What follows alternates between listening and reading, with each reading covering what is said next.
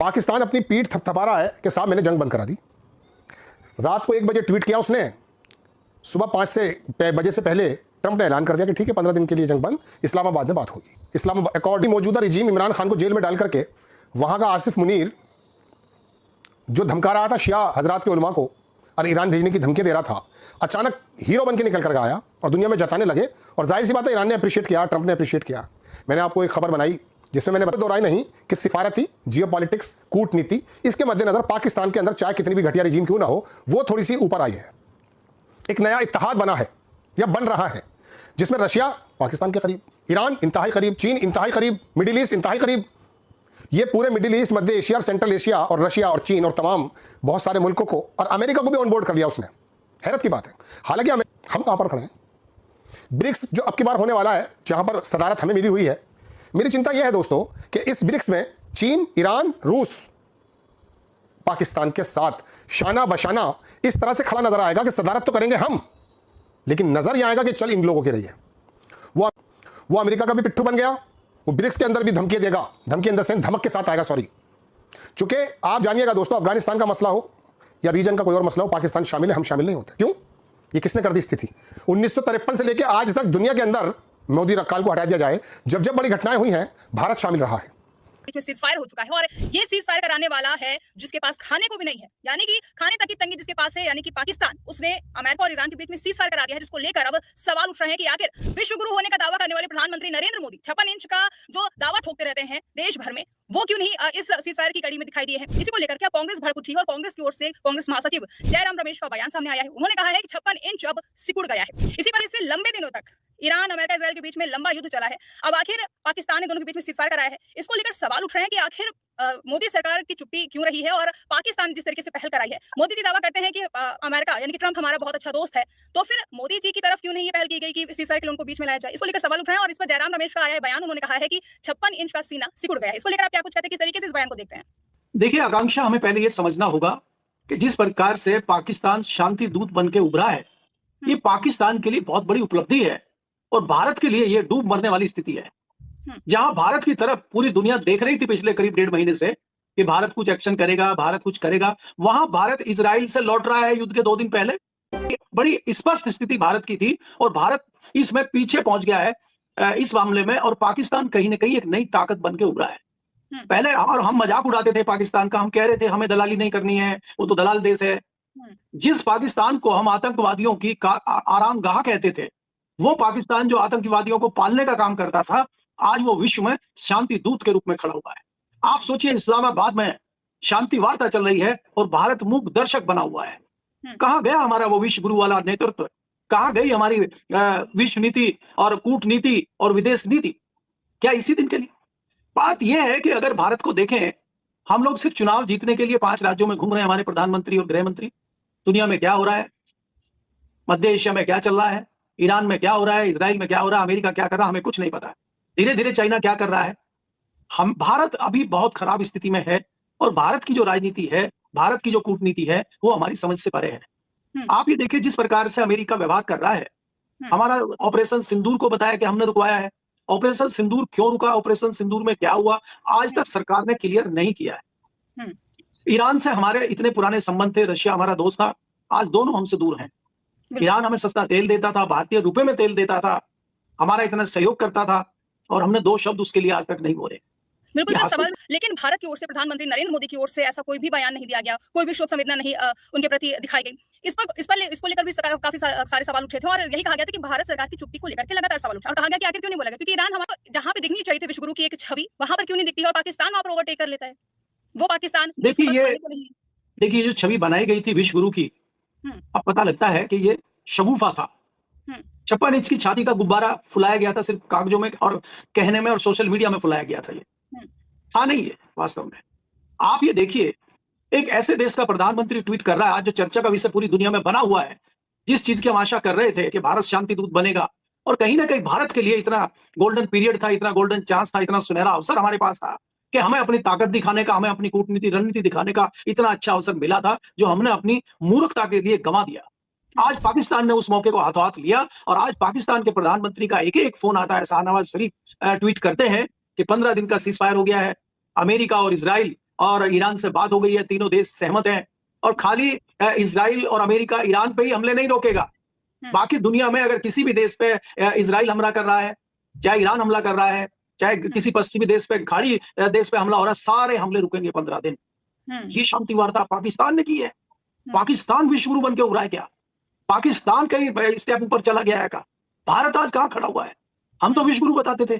क्या ये बातें भारतीय जनता पार्टी और संघ को हजम हो रही है क्या? क्या आप यही चाहते थे क्या? क्या आप यही विश्वगुरु बनाना चाहते थे क्या? आज सवाल उन्हीं से पूछे जा रहे हैं और वो अपने गिरबान में झांक के देख रहे हैं, क्या ये वास्तव में ठीक है? भारत झुकने को मजबूर हो गया। और उससे भी बड़ा सवाल यह कि पाकिस्तान जैसा मुल्क अब शांति का मसीहा बनेगा, वो अमेरिका और ईरान के बीच शांति वार्ता करवाएगा, मध्यस्थता करेगा। इन्हीं सब मसलों पर भारत सरकार का क्या इस परिदृश्य में भूमिका दिखाई देती है, इन मसलों पर बात करने के लिए हमारे साथ जुड़ रहे हैं वरिष्ठ पत्रकार शीतल सिंह सर। शीतल सर, बहुत बहुत स्वागत है आपका द स्वतंत्र पर। सर, सबसे पहले तो यही जानना चाहूंगा सर, पूरी दुनिया के सामने से युद्ध का तात्कालिक खतरा तो हट गया है, लेकिन पाकिस्तान एक आतंकी मुल्क जिसके खिलाफ लगातार भारत सबूत रखता रहा है दुनिया भर के सामने, और पाकिस्तान की अनेक हरकतें दुनिया ने देखी हैं, अब वो पूरी दुनिया के सामने एक शांति का मसीहा, शांति का विश्वगुरु बनकर सामने आ रहा है। ईरान के राष्ट्रपति, माफ कीजिएगा, अमेरिकी राष्ट्रपति बाकायदा उनके प्रधानमंत्री और सेना प्रमुख का नाम लिखकर कह रहे हैं कि अब बातचीत होगी।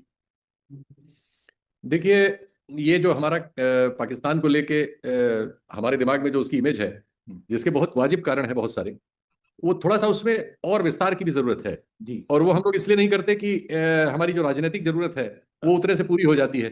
पाकिस्तान से सरकारें जो भी रही हों, वो राजनीतिक रूप से इस चीज में इसका लाभ लेती हैं, और इस समय जो डिस्पेंसेशन है वो तो 24 घंटे इसका लाभ लेता है। पाकिस्तान मुसलमान उसका मेन प्लैंक है, इसलिए हमारी उसके मामले में जो दृष्टि है वो थोड़ी सी कहीं ना कहीं अनचाहे ही कंजर्वेटिव हो जाती है। एक्चुअली पाकिस्तान जो जिस हाल में है, इसमें पश्चिम की बहुत बड़ी भूमिका है। आजादी के बाद पाकिस्तान को लगातार पहले ब्रिटिश सरकार ने, बाद में अमेरिकी सरकार ने नर्स किया और उसको एक गुंडे के तौर पे यहाँ डेवलप करने की कोशिश की, जिसके जरिए वो बहुत सारे एरिया में और भारत समेत सब पर छेड़खानी रख सके जब सोवियत संघ के। अब वही भूमिका जो है इस घटना में क्या हुआ कि वो पाकिस्तान के लिए वरदान बन गई और अमेरिका के लिए भी रास्ता बन गई और भारत के लिए एक अजीब कठिनाई बन गई। एक सवाल बन के हमारे एंकरों के सामने है जो आपने प्रस्तुत किया, उसी सब रिश्तों की वजह से ये सब घालमेल है। तो पाकिस्तान आज उनके लिए इसलिए जरूरी है कि वो ईरान से बॉर्डर्ड है। बिल्कुल, अगर 47 में अलग न हुआ होता तो भारत से बॉर्डर होता ईरान का। इतिहास हमेशा याद रखेगा कि प्रधानमंत्री मोदी ने जंग से पहले इसराइल की यात्रा की और इसराइल के साथ खड़े रहने का वादा। लिस्ट में भी शांति आएगी। सीज फायर बहुत बड़ी घटना है और इसकी सूचना देते हुए अमेरिका के राष्ट्रपति ट्रंप पहली ही लाइन में पाकिस्तान के प्रधानमंत्री शाहबाज शरीफ और फील्ड मार्शल आसिफ मुनीर का जिक्र करते हैं। भारत के विदेश मंत्री एस जयशंकर ने अपना मेयार इस मामले में बहुत छोटा कर लिया जब उन्होंने कहा, हम दलाल देश नहीं हैं। आप इस बयान पर हमारा वीडियो फिर से देखिएगा। सीज फायर की खबर आने के कई घंटे तक प्रधानमंत्री मोदी का कोई बयान नहीं आया। वे 8 अप्रैल की दोपहर तक मुद्रा योजना के बारे में ट्वीट करते रहे। शहबाज शरीफ के ट्वीट के 8 घंटे बाद भारत के विदेश मंत्रालय की तरफ से प्रतिक्रिया आई, जिसमें युद्ध विराम का स्वागत किया गया है। उम्मीद जताई गई है कि होर्मुज से यातायात शुरू होगा। विदेश मंत्रालय ने लिखा है कि हम बातचीत और कूटनीति में विश्वास रखते हैं, मगर इस संदेश में पाकिस्तान का नाम नहीं लिया गया, किसी भी देश का नहीं। पाकिस्तान के प्रधानमंत्री शाहबाज शरीफ ने ईरान और अमेरिका की बातचीत को इस्लामाबाद टॉक्स कहा है। शाहबाज शरीफ के ट्वीट में अपने फ्रेंड्स के बीच बीबी कहे जाने वाले नेतन्याहू का जिक्र तक नहीं है। भारत के प्रधानमंत्री मोदी युद्ध से पहले इसराइल चले गए, जिसे कई लोग कूटनीति का डिजास्टर कहने लगे हैं। उस बीबी का नाम ना ट्रंप ले रहे हैं ना शाहबाज शरीफ। झगड़ा इसराइल और ईरान के बीच का ही है, मगर इसराइल का नाम नहीं। इसराइल के विपक्षी नेता याइर लपिद ने लिखा है कि हमारे इतिहास में इतना बड़ा पॉलिटिकल डिजास्टर कभी नहीं हुआ। इसराइल की सुरक्षा को लेकर फैसले हो रहे थे और हम मेज पर ही नहीं थे। ईरान की यह कम बड़ी जीत नहीं कि अपने दुश्मन को टॉक की टेबल से गायब कर दिया। टेबल की लड़ाई इसराइल में भी चल रही है। ऐसा ही भारत ने आतंकवाद के सवाल पर पाकिस्तान के साथ करना चाहा, मगर अब पाकिस्तान टॉप के टेबल पर है और भारत अपना नैतिक प्रश्न भूल चुका है कि आतंकवाद का बढ़ावा देने वालों की इतनी पूछ क्यों हो रही है। 1 साल पहले कितने ही सांसदों का दल पाकिस्तान के खिलाफ माहौल बनाने दुनिया भर में गया। आज की तारीख में भारत के प्रधानमंत्री नरेंद्र मोदी पाकिस्तान को आतंकवाद से जोड़कर आलोचना कर दें तो उनके समर्थकों में जश्न का माहौल बन सकता है। Time has come but he hasn't. Let me come to the point. Pakistan के प्रधानमंत्री शाहबाज शरीफ का पोस्ट 120 वर्ड्स का है, ट्रंप का 202 शब्दों का। हो सकता है शाहबाज शरीफ का अगला पोस्ट 400 शब्दों का हो और ट्रंप का 15 अक्षरों वाले एक शब्द का। कांग्रेचुलेशंस, क्योंकि इटली के पूर्व प्रधानमंत्री ने पाकिस्तान को नोबेल प्राइज देने की बात की है।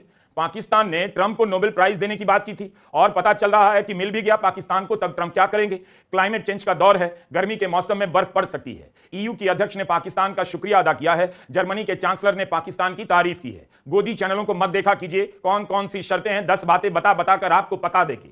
उनके ग्लोबल लीडर की क्या भूमिका है पूछ भी नहीं पाएंगे। पाकिस्तान के प्रधानमंत्री ने अंग्रेजी में लिखा है, जिसका अनुवाद मैंने हिंदी में किया है। शरीफ कहते हैं, पूरी विनम्रता के साथ मुझे इस बात की घोषणा करते हुए अपार प्रसन्नता हो रही है कि ईरान और अमेरिका, उसके सहयोगी सब लेबनान सहित हर तरफ सीज फायर के लिए तैयार हो गए हैं। सीज फायर तत्काल प्रभाव से लागू होगा। मैं 10 अप्रैल 2026 शुक्रवार को इस्लामाबाद में दोनों देशों के प्रतिनिधियों का खुले दिल से स्वागत करता हूं। दोनों पक्षों ने जिस विवेक और समझदारी का प्रदर्शन किया है, मुझे उम्मीद है कि इस्लामाबाद टॉक सतत शांति के लक्ष्यों को हासिल कर सकेगा। आने वाले दिनों में हम कुछ अच्छे समाचार आपसे साझा कर सकेंगे। अगर अब भी ट्रंप के बयान में जरा भी भरोसा है तो सीज फायर की सफलता तय लगती है, क्योंकि जिस प्लान के प्रधानमंत्री शहबाज शरीफ ने साफ साफ लिखा है, सब जगह युद्ध विराम होगा, लेबनान में भी होगा। लेबनान एक कमजोर देश है, उसकी जमीन। जी हाँ दोस्तों, ये थी अब तक की मालूमात जो मैंने आपके साथ शेयर की है। वीडियो कैसी लगी अपनी राय का इज़हार कमेंट बॉक्स में ज़रूर करें। अगर आप भारतीय मीडिया के रिएक्शन देखना और सुनना पसंद करते हैं तो चैनल को सब्सक्राइब करें, ताकि इस तरह की इन्फॉर्मेटिव वीडियो अब तक बर वक्त पहुँच रहे। जैसे कोई नई मालूमात है तो मैं आपके साथ ज़रूर शेयर करूँगा। हाज़िर होते हैं नई वीडियो के साथ, नई अपडेट के साथ। नेक्स्ट वीडियो दीजिए इजाज़त। अल्लाह हाफिज़।